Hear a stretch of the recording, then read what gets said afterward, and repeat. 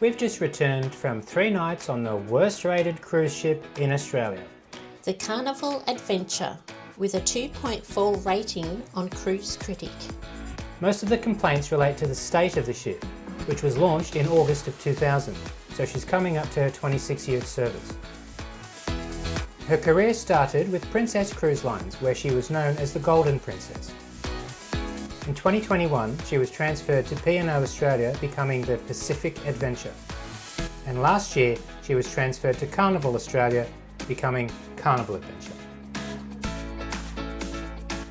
Since her transition from P&O to Carnival, many are saying that she's not Carnival enough. While other passengers say she's not P&O enough. Considering we've never sailed with P&O Australia or with Carnival, we went in with an open mind, and here's what we found. I'm Paul. And I'm Lee. And together we're Late to the Sail Away.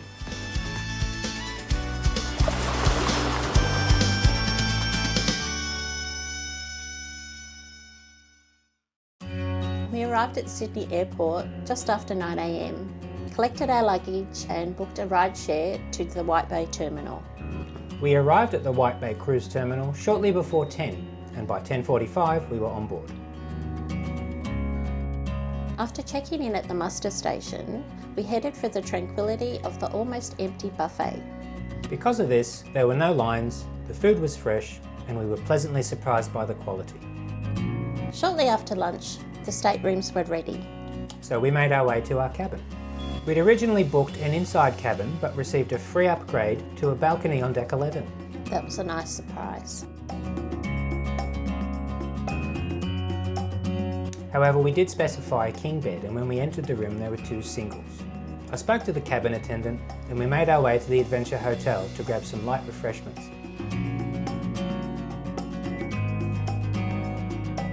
After that, we decided to explore the ship. We visited the piano bar, an intimate and lively lounge located on deck 7, serving as a popular spot for live music and evening drinks.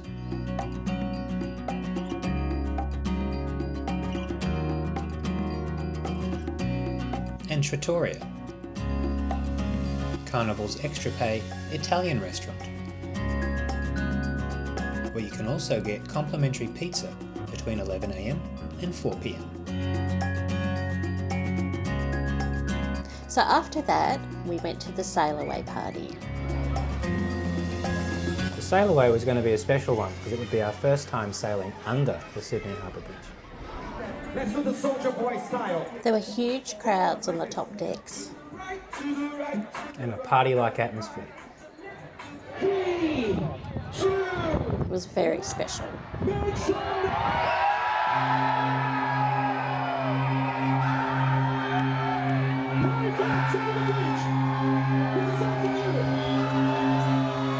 People cheered and hollered as we went under the bridge. It was such a special moment.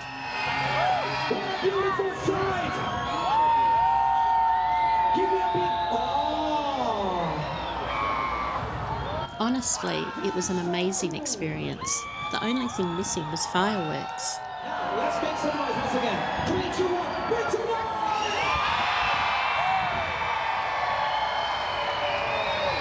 Imagine sailing out at night. That would be spectacular. One of us is so challenged.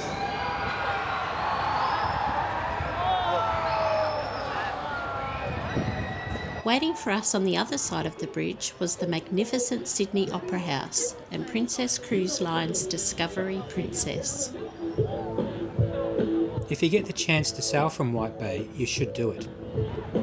It's unforgettable.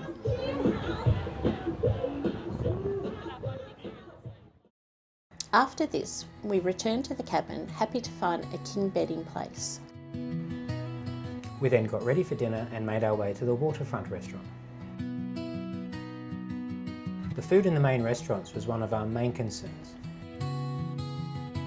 Scanning the menus, there seemed to be a couple of safe options. I opted for a chicken quesadilla to start and a chunky beef pie. From memory, you had the roast pumpkin soup. And you had the penne arrabbiata as a main course. I did.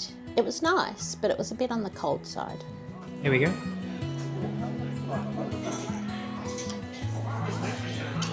That's piping hot. I like yours. Yeah, that's really good. And good chips too. For dessert, I was quite boring and had a cheese platter. You can't go wrong with a cheese board. Well, I had the Carnival chocolate melting cake. Look at that. Look at that.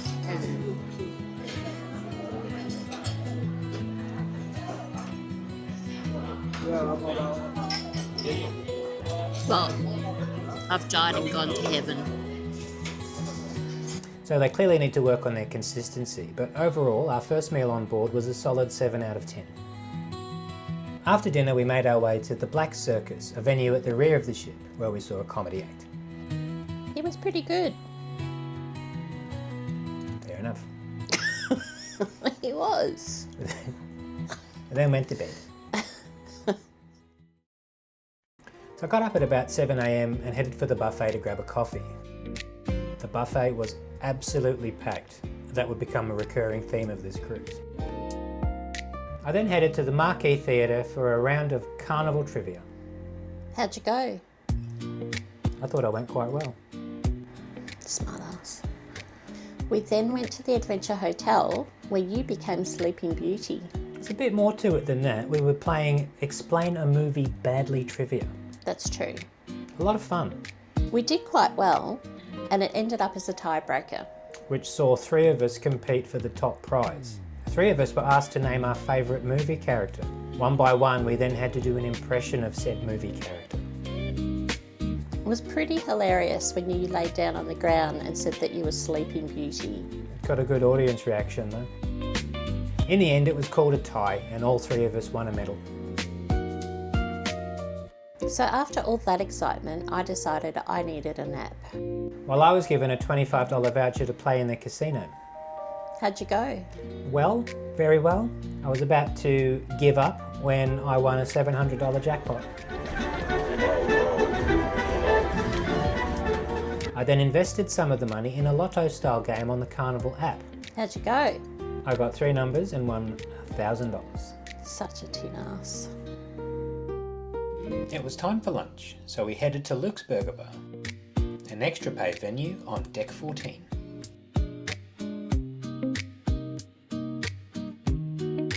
I've got a vegetarian burger.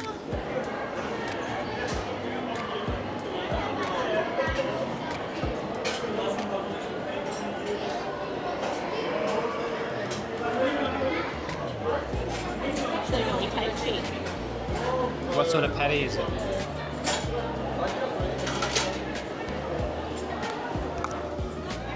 I think it's a soy patty, or it could be a lentil patty, but it's very nice.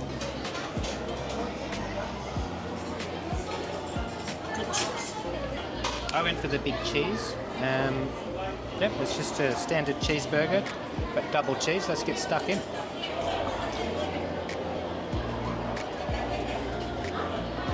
It's a very thick and juicy patty, very good. Overall, quality. Very impressed with that. After that excitement, we made our way to the Marquee Theatre for mobile trivia. Basically, you scan a QR code and then you answer questions using your device. The quicker you answer, the more points you get. So how'd you go? Finished 3rd, which I thought was respectable considering how many people were there. Yeah, there was about 300 people there, so that was good. Very busy. That evening we went to Angelo's for dinner. Carnival Adventure employs a rotational dining system similar to what you'll find with Disney. On our first night, we were at the Waterfront. On our second night, we dined at Angelo's, while on night 3, we'd be at Dragon Lady. I started off with a Greek salad. While I had a duck sticker pot, whatever that is. Then I had a really nice Indian dish. While I opted for the ribeye. And then you made me have fruit for dessert. While I had the creme brulee. After dinner, we explored the ship and took some photos, and we ended up in the Atrium for the 90s dance party. That was a lot of fun. It was a lot of fun and they played some great 90s hits. Can I get a whoa? It's a cool place, and they say it gets colder. You're bundled up now, wait till you get older. We then went to the main theatre for the Love and Marriage show. It was hilarious. It was hilarious. Basically, they get 3 couples from the audience and ask them a series of questions, but their answers have to match in order to get points. Some of the questions and answers were quite risque, Yes, TMI. but a lot of fun. So basically, another great day on Carnival Adventure. That's 2 solid green ticks from us so far.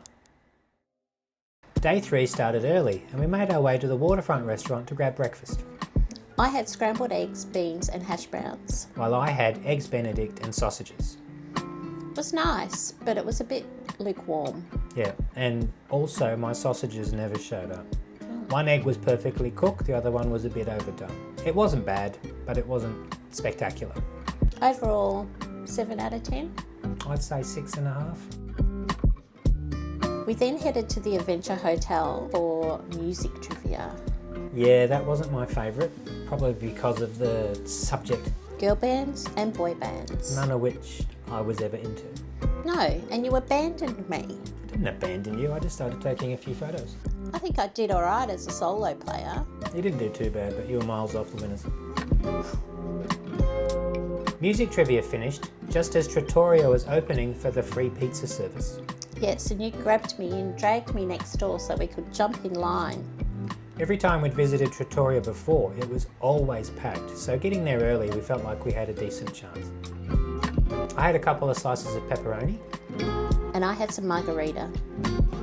and I'd have to say that pizza was much better than what we had on Crown Princess last year. Absolutely. It was pretty good. It was delicious. We did a few more activities, including another session of mobile trivia, as well as bingo. And then we headed to the Dragon Lady for dinner. Dragon Lady is found at the back of deck 6. In order to get to Dragon Lady, you have to go along deck 7 and go downstairs because you can't get there because it's It's not a very good design. If you've been on Princess ship, you know what we're talking about. Dinner at Dragon Lady was surprisingly good. I had battered prawns as a starter.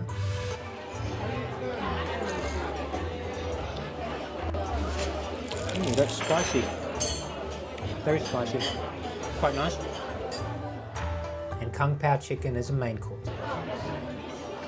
I went for something a little different. I've gone with the Kung Fu chicken. Kung Fu chicken. Kung Pao chicken, okay. Let's dig in. Hiya. It's taken a few seconds, but it's got a real kick to it. Quite nice. Although I could probably use a bit of salt and some soy sauce. And I had vegetarian spring rolls before. Yeah, that's good. They're actually really good. They can be quite oily at times, but these aren't. They're very nice. And vegetarian stir-fried noodles. But here we go.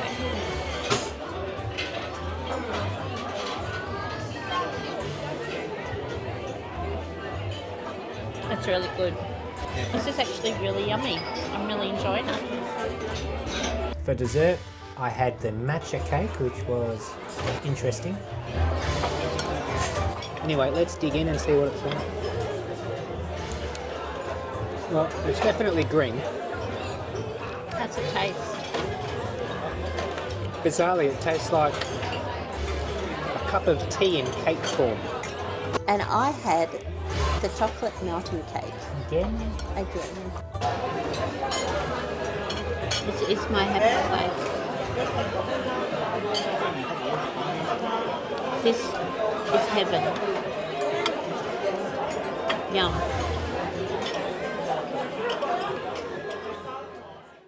After dinner, we were back at the Marquee Theatre for the production show. We saw musicology. Lots of classic 80s and 90s hits. Bit of a high school musical standard production, but it was a lot of fun. And after that was the best part of the whole cruise. 80s party? Banging my head, playing air guitar.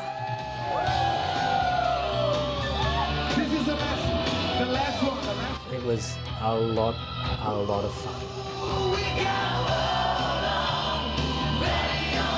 And something I would really like to do again. Absolutely, it was great. The next morning, we quietly slipped into Sydney Harbour. Normally, I get up for the sail-in, but for some reason I just couldn't wake up that morning. I could hear the rumbling of the engines, and before I knew it, we were at Circular Quay. We got dressed, had some breakfast, and then went to disembark the ship. Strangely, there was a very long disembarkation queue, and it took us quite some time to get off the ship. We picked up our luggage, took a few final photos, and then headed for the airport. So what are our final thoughts on Carnival Adventure? Starting with the food, we have to say that we were both pleasantly surprised. All the food we tasted was of very high standard and high quality. What about the ship itself? Well, the ship is showing her age in places. Some areas have been refreshed as part of the P&O handover. Some areas are in dire need of attention. She is getting a dry dock and an overhaul in January next year, so it'll be interesting to see how she comes out of that. Her sister, the Encounter, is in Singapore as we speak and is getting a $60 million makeover now. So it might be worth checking her out. And what about the entertainment? Well, a lot of people say it's Carnival Light, but we've never sailed with Carnival, so we can't compare it. I must say that the entertainment on board that we experienced was a lot of fun. There was a lot of high energy with the Fun Squad. Yeah. The shows we saw were okay, nothing spectacular. And Felipe, the cruise director? Oh, Felipe, he was smashing. So much fun. Lovely bloke. Props to you, Felipe. Yeah, he was great. Final thoughts on the ship's accommodation. The accommodation was good. I found the cabin was very, very cosy. Did everything it said on the tin. And considering we paid for an inside room and ended up with a balcony, I can't really complain there. Sure, they gave us 2 twin beds to start off with, but they rectified that in very quick time. It might be missing USBs by the bed, but that's not something that really interests me. My phone is always away from my bedside anyway. It was a comfortable room. So is it worth booking a cruise on Carnival Adventure? If you can get it for the right price, I'd say yes. Our cruise cost us about $980 altogether. About $980. But in saying that, we've also got a cruise booked with Princess Cruise Lines aboard Crown Princess next month.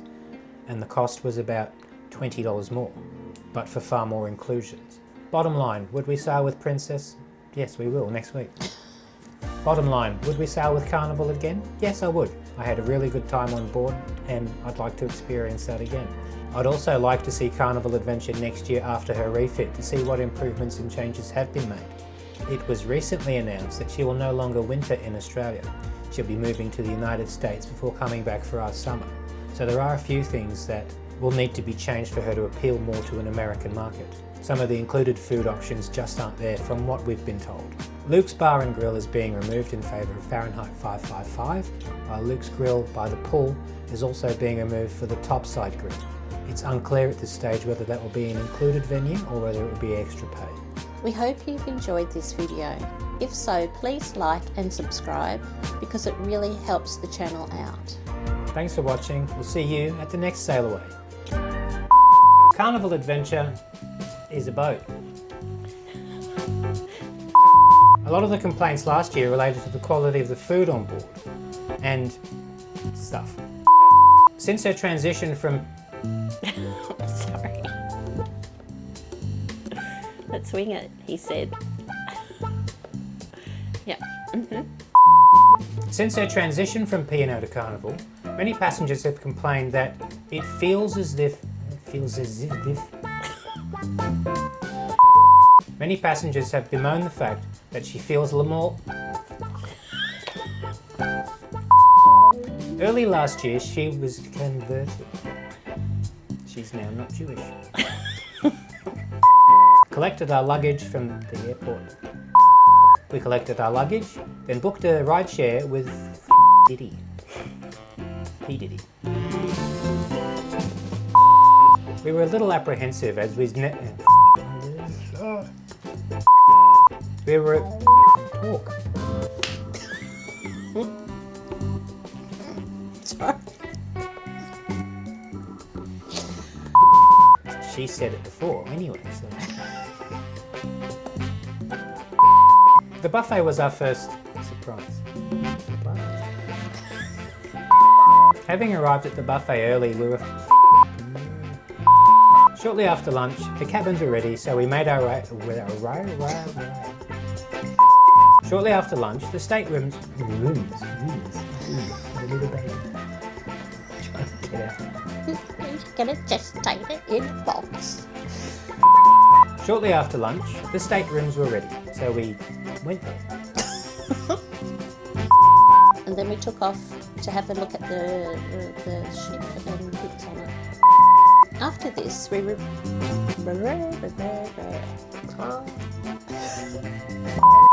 You had the chicken. The chicken. I did. Something not. I won. It was really busy and. Carnival employ a rotational dining system similar to what you will find on a Disney ship. Our first night was at the Waterfront, our second night was at Angelo's, and our third night would be at Norell's, Dragon Lady. Can't say that. It's not true, Norell. Made our way to the Waterfront restaurant, where we decided. The food in Dragon Lady was also surprisingly good. I started with something, which I mentioned before, which cut off. I can't remember. Prawns. Prawns? Compound chicken. Compound. And I had veggie spring rolls and stir-fried spring noodles. Spring noodles? Noodle soup. Sorry. Oh.